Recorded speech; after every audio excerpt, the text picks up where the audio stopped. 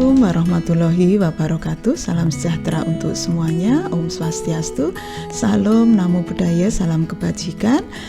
Dear Planologia, kali ini dari channel Planologiku Ilmu akan berbagi seri video yang berbeda dengan video pembelajaran sebelumnya, di mana pada seri kali ini Planologiku Ilmu akan mengajak kalian jalan-jalan bareng, sekaligus kita tetap belajar.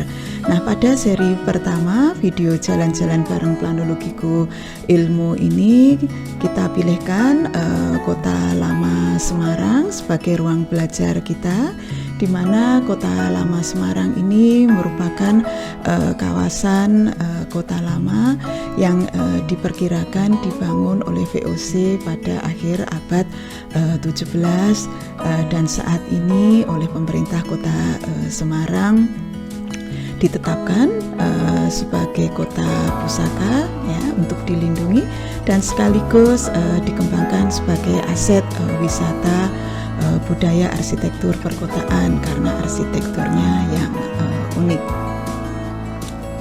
Let's go, kita mulai jalan-jalan bareng kita dengan Planologiku Ilmu.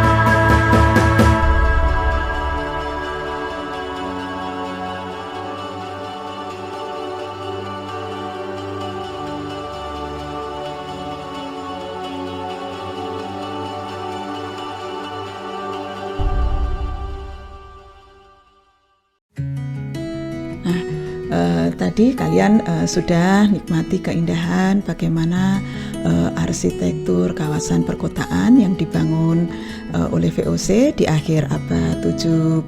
Nah, sekarang kita coba menelisik apa yang kita bisa pelajari dari upaya konservasi Kota Lama Semarang sebagai aset wisata budaya dengan karakter Little Netherlands atau Belanda kecilnya Kota Semarang. Nah, yang pertama kita belajar dulu tentang apa itu kota pusaka ya. Kota pusaka itu adalah kota yang di dalamnya terdapat kawasan cagar budaya atau bangunan cagar budaya yang memiliki nilai-nilai penting bagi pertumbuhan suatu kota.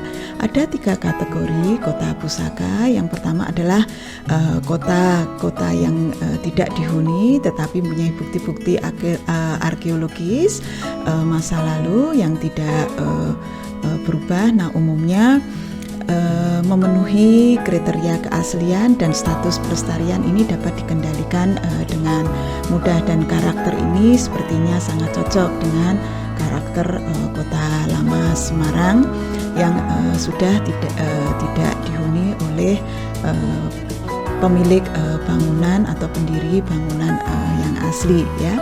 Nah, kemudian yang tipe kedua adalah kota bersejarah yang masih dihuni dan yang sewajarnya telah berkembang dan terus berkembang di bawah pengaruh perubahan sosial, ekonomi, dan budaya masyarakat yang menciptakan. Dan ketiga adalah kota baru dari abad ke-20 yang ternyata pada hakikatnya memiliki kesamaan dengan kedua jenis kota pusaka di atas. Nah, untuk perlindungan kota pusaka ini di Indonesia ada Undang-Undang Nomor 11 Tahun 2010 tentang cagar budaya yang menyebutkan bahwa pelestarian itu adalah upaya perlindungan sekaligus pengembangan dan pemanfaatan benda-benda cagar budaya termasuk bangunan gedung cagar budaya. Nah, guna menjalankan amanah tersebut, pemerintah Indonesia juga sudah menyiapkan peraturan Menteri PUPR nomor 1 tahun 2015 tentang bangunan gedung cagar budaya yang dilestarikan, di mana di dalamnya terdapat aturan-aturan tentang pemeliharaan dan perawatannya, pemugaran yang berupa rekonstruksi, konsolidasi, rehabilitasi, dan restorasi, kemudian terkait dengan pengembangan yang berupa adaptasi dan revitalisasi, pemanfaatan bangunan gedung cagar budaya itu sendiri, dan pembongkaran yang dalam kondisi tertentu bangunan cagar budaya terpaksa harus dibongkar. Nah, pada poin ketiga terkait dengan pengembangan yang berupa adaptasi dan revitalisasi ini, kalau kita mau belajar lebih lanjut, revitalisasi atau adaptive reuse dalam piagam Bora itu diartikan sebagai merubah tempat agar dapat digunakan untuk fungsi yang lebih sesuai. Nah, fungsi yang sesuai ini maksudnya adalah kegunaan yang tidak menuntut perubahan yang drastis atau hanya memerlukan sedikit perubahan dengan dampak minimal.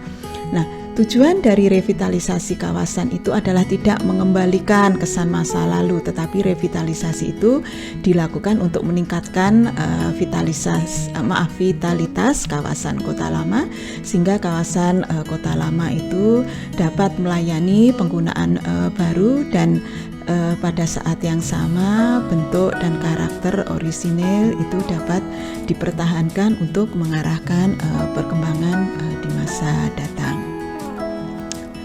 Nah, dengan rambu-rambu di atas, ya, dengan karakter kawasan yang disebut dengan kawasan Belanda kecilnya kota Semarang, otomatis ada karakter yang harus dipertimbangkan, ya, sebagai Little Netherlands. Tetapi dari hasil jalan-jalan, ya, kita temui ada hal-hal mungkin yang mengganggu pemandangan yang namanya arsitektur warisan budaya perkotaan dari karakter kawasan Belanda kecil kota Semarang. Apa saja? Yang pertama adalah harmoni karakter fasad bangunan dan kualitas tanda dan petunjuk.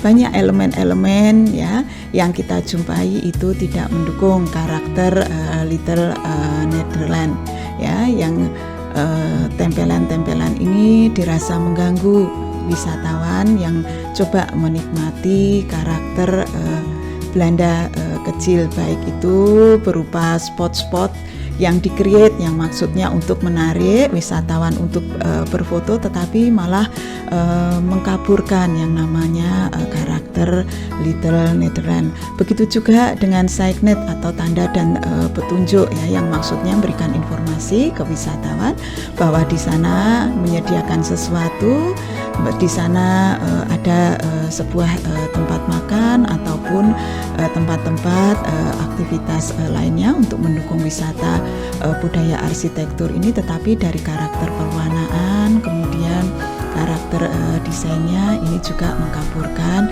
dari kualitas karakteristik unik yang namanya Little Netherlands. Nah, ini juga kita jumpai di bangunan yang lainnya. Karakter Belanda kecil ini juga dikaburkan dengan munculnya karakter-karakter yang lain yang seolah-olah membawa kita ke masa yang lebih lama, masa yang lebih lampau daripada sekedar akhir abad 17 yang tidak berkarakter Little Netherlands lagi ya, tetapi kita dibawa ke karakter Mesir kuno ya. Kemudian ada tempelan lagi di fasad bangunan yang tidak menunjukkan karakter bangunan di abad 17 akhir ya, dan abad-abad berikutnya ya, yang kemudian juga mengganggu wisatawan yang coba menikmati arsitektur khas Little Netherlands. Nah, kemudian apa lagi yang kita jumpai tadi mengganggu yang namanya wisata arsitektur bangunan khas Kota Lama Semarang ini? Jaringan kabel yang luar biasa.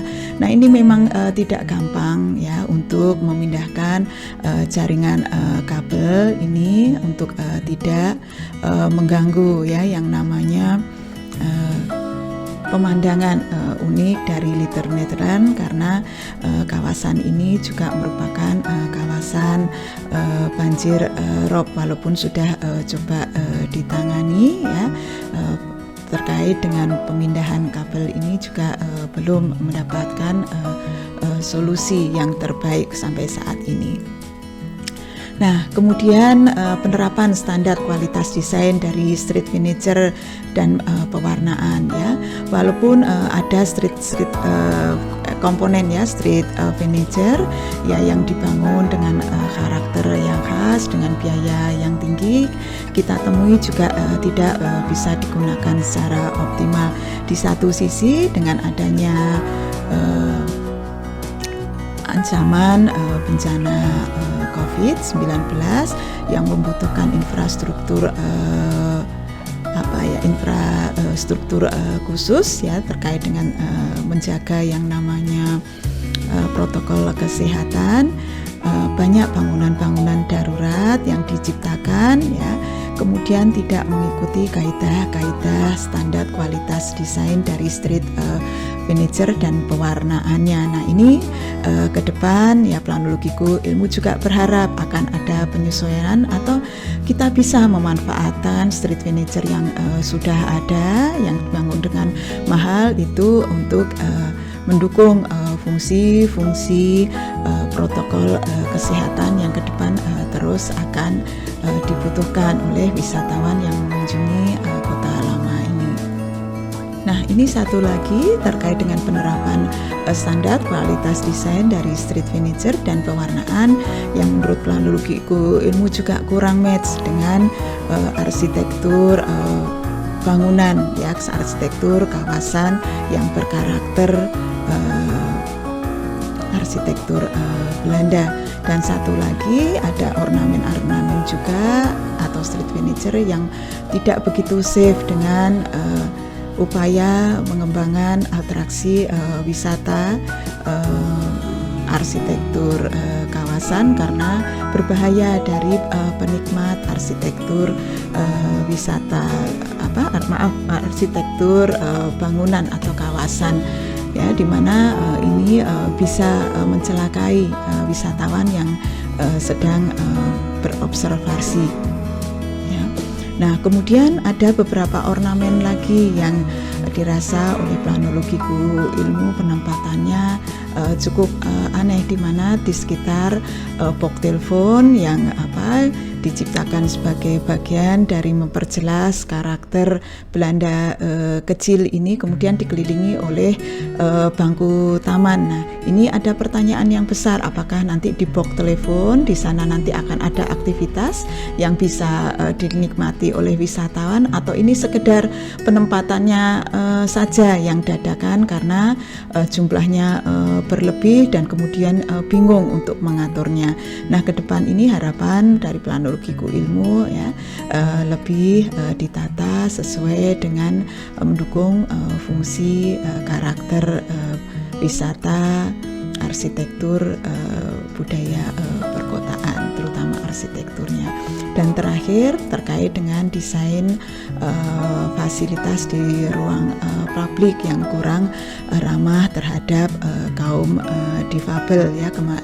Kemarin planologiku ilmu juga sempat melihat beberapa kali kejadian kaum difabel ini sulit mengakses yang namanya ruang-ruang publik karena ram untuk kursi roda atau ram untuk berjalan kaum difabel ini juga lupa belum disediakan oleh pengelola kawasan Kota Lama. Demikian juga dengan pembatas jalan yang dimaksudkan untuk melindungi kaum pejalan kaki, ternyata penempatannya juga kurang memperhatikan kebutuhan kaum difabel. Nah, itu saja yang planologiku ilmu bisa bagikan pada video jalan-jalan bareng planologiku ilmu. Kurang dan salahnya planologiku ilmu mohon maaf, dan sampai ketemu pada video jalan-jalan berikutnya bersama planologiku ilmu di kawasan kota yang lainnya. Wassalamualaikum warahmatullahi wabarakatuh.